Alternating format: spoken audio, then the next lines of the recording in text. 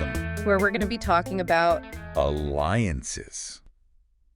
Not just with other people. but within our own being. So we're talking about an inner alliance. With all these different characters, Oh. all vying for the spotlight. Jordan calls these characters, Faces or parts of ourselves, and at level 1 of personal development, the level where most of us, spend a lot of our time these parts are all about, prioritizing personal happiness. or what he calls PPH, Level 1. striving for personal happiness. Yeah, sounds pretty relatable. Hmm. But I have a feeling This isn't your typical, self-help advice here. what makes these parts It's so unique. and why do they need an alliance? Well, These parts while aiming for happiness, often create inner conflict yeah. and a winner-takes-all dynamic Each trying to dominate. and control the others. Okay, now I'm picturing like, An inner battle royale. yeah. Can you give us into who these faces are Absolutely. and how their quest for happiness actually ends up, Causing chaos. yeah, Let's start with the negative adaptive child. or NAC. Okay. Picture that part of you. That wants to curl up in a blanket fort and avoid anything. Irrelevantly challenging. It's driven by a desire to conserve and avoid pain. kind of like a little hermit Frab retreating into its shell. It's a whole bit of that hermit crab. inside us sometimes. So if that's the NAC Who else is vying for control in a drama as the negative free child? or NFC, NFC. Okay. think of this part. As the impulsive thrill seeker, Always a craving. immediate gratification. Yep. Oh, yeah. It's that voice. That says, eat the cake. Skip the workout. Buy that thing you don't need. All in the pursuit and avoiding boredom. Okay. So we've got the NAC Sticky safety. and the NFC. Seeking fun. It already sounds Like a recipe for inner conflict. Who else is in the mix? Yeah, we enter. The parental figures. Oh, boy. We have the negative nurturing parent. Or NNP. Okay. This is the inner critic. Always ready with a judgment. Or put down. It operates from this belief That criticism will somehow, lead to improvement. but often just ends up making us feel Inadequate. ouch, It's experienced. the sting of that inner critic. Right. It's No, definitely. not the most nurturing presence. Who's the last member in our Huh. committee? Finally. We have the negative controlling parent. Or NCP. Think of this part. As the control freak. Obsessed with order. And predictability. Oh, yeah. It wants to dictate to ensure things go its way Believing that control. is the key to happiness. Wow. So we've got this inner cast. Ending up in conflict. Yes. It sounds exhausting. Is it any wonder? We feel inner turmoil. Sometimes. Exactly. And that's why This concept of an alliance. is so crucial. It's about recognizing It is part their pieces negative manifestations. or ultimately trying in their own limited way. Okay. They're all just different strategies. For achieving happiness. So it's not about silencing. No, this part's. Or Yeah. picking a winner. We need to somehow Find a way. to get them to work together. Precisely. And that's where the Concept observing presence or IPF Thank you. comes in Wait, hold on now. Now there's another account. during the stage. Yeah. Who is this IPF Man, no. that they play, And inner drama. also known as, The inner witness. is like the wise observer Ourself. that exists, these four faces, So got caught up. in their battles or agendas It simply observes. without judgment Yeah. or attachment. Okay. So the IPF. All-knowing presence, the chaos. Right. But how does that help us? Form an alliance. Very vocal. Inner parts. The heart of it. Isn't it? The IPF by No. its very nature. It's already whole and complete. It doesn't need anything. Ah. From these parts, It's not try and close control them. or change them. And that impartiality. That's what allows That makes for sense. parts. Okay. So by tapping into, Cool. we can start to see, When as enemies, but as ourselves are challenge- trying to help. right. But how do we actually cooperate? They still seem in their That's the ways. challenge of The beauty is, it's not about Yeah. or battling these parts. That's pretty set. Something they desperately crave. Acceptance. Okay, we offer them What Jordan calls A through CBM. A through CBM. What's that? Acceptance. We see you. We hear you. For you to be here. Precisely. It's about creating an space they feel seen and their need to fight for control diminishes and that their needs will be met. So by accepting these parts, We're not giving in to their demands or letting them run the show, Right. we're simply acknowledging their presence. and creating space. I think It's a subtle, a powerful shift. and this is where a hexagram 8 becomes so clear. A unity and concordance. True strength lies. And bringing together, Not in letting one dominate the others. Okay. I'm starting to see. This all fits together. They have to admit. I'm still on how subbing these parts Forming this inner alliance actually leads gives about greater peace and happiness. They still seem pretty I didn't know that all in the world. That's a great question. And it leads us of this journey of inner alliance. Paves the way for equanimity. And ultimately allows us to shift, to explore how this inner alliance helps us reach those higher levels. The personal growth. Don't go anywhere. How this inner alliance helps us move beyond level 1. Let's circle back to the I Ching. Oh, yeah, that's right. We were talking about Hexagram 8 emphasizes unity. On bringing together different forces. Exactly.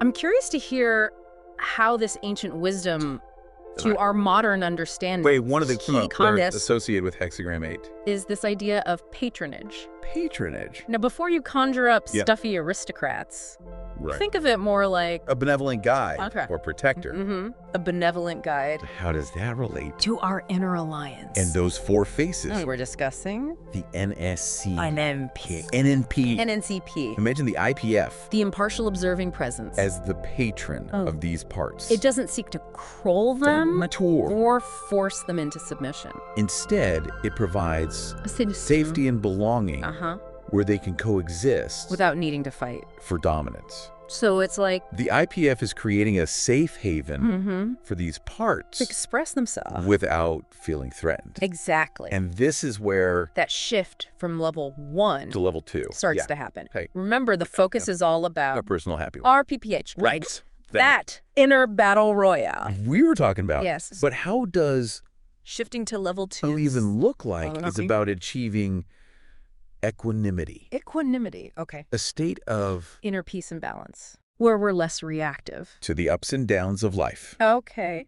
And this becomes possible. And those 4 faces. You no longer feel the need. To be in charge. All the time. So by offering these parts, A3CBM, acceptance, appreciation, we create a space, their grip on control. Precisely. And as they relax, we naturally to access the IPF, we realize that happiness we need to chase or fight for. It's a state of being that arises from within. When we're no longer at war with ourselves. Wow.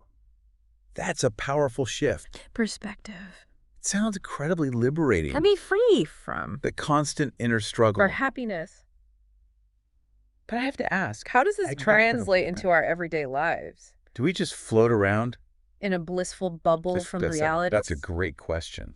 Equanimity doesn't mean we become emotionless robots. Or that we ignore the challenges of life. Oh, hey. It simply means we're less reactive to them. Observer thoughts and emotions getting swept away. So it's more about that inner stillness. Amidst the chaos.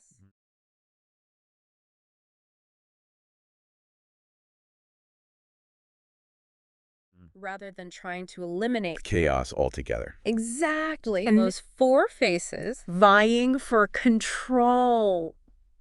Those essay thoughts can be real downers. So how does achieving equanimity? They can feel and convincing. Strongly identify. But I tend to believe those essay of who we are. We get caught up in their drama and react accordingly. Yeah. It's like they have to hijack our emotions and dictate our behavior. Precisely. But when we cultivate the IPF and practice A3CBM, we create a space between ourselves and those thoughts. We can observe them without getting hooked. So it's like we're taking back the remote control. Right. We can choose whether or not to buy into. Grip on us, we realize that just thoughts of who we are. Okay.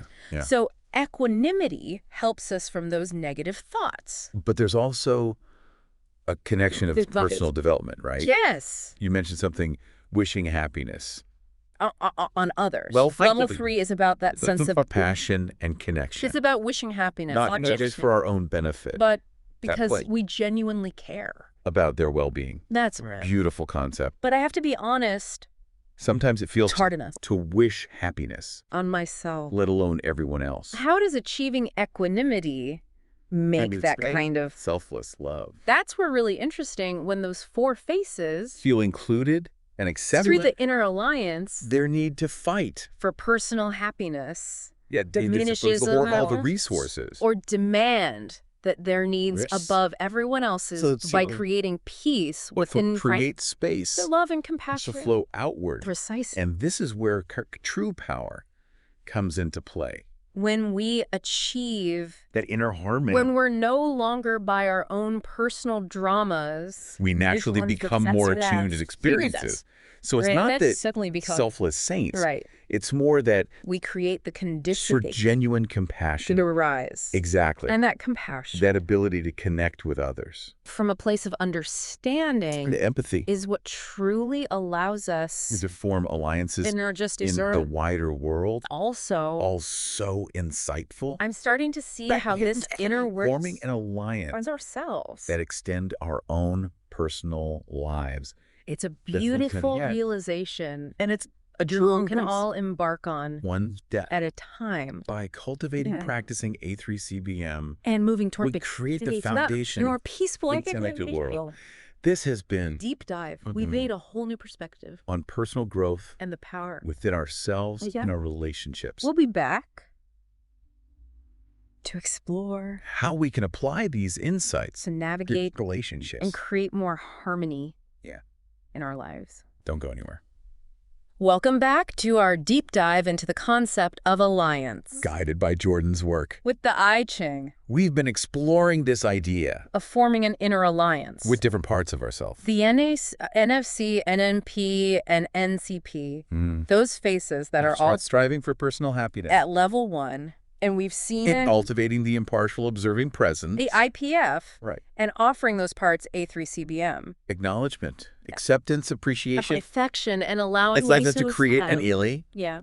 And move towards equanimity. At level 2. Exactly. It's been fascinating to see how this inner work connects to Hexagram 8. In the I Ching. The idea that true strength lies in unity and collaboration. Within ourselves. And in the wider world. But I'm curious. How does this inner alliance in our relationships? It feels like sometimes the biggest source of conflict and drama. You hit on me. A really important point. When we're constantly battling within ourselves, authentically, compassionately in our relationships. We tend to project on conflicts, reacting from a place of judgment and control. So it's like inner turmoil, this distorted lens through which we interact with the world, forming this inner alliance. Does it magically transform everyone around us into enlightened beings? Well, if it were that simple. But the truth is, other people's behavior or force them to change. What we can change. That's how we respond. Okay. So it's more about shifting our own internal state rather than trying to the people around us. Exactly. And here's where Hexagram 8. It's terrible. Remember one of the key ideas. Concordance. Creating a state of harmony and agreement. Now, this doesn't mean you have to agree with everyone or condone harmony behavior. Right. It's more about approaching our interactions for understanding to see things from multiple perspectives. So it's like we're extending that same like 3CBM appreciation. Affection, allowing to our own inner parts, the people in our lives. Precisely. We're not going to literally say, I accept you. I appreciate you. To everyone we meet. Right. The underlying principles can be incredibly powerful. Well, can you give us some examples?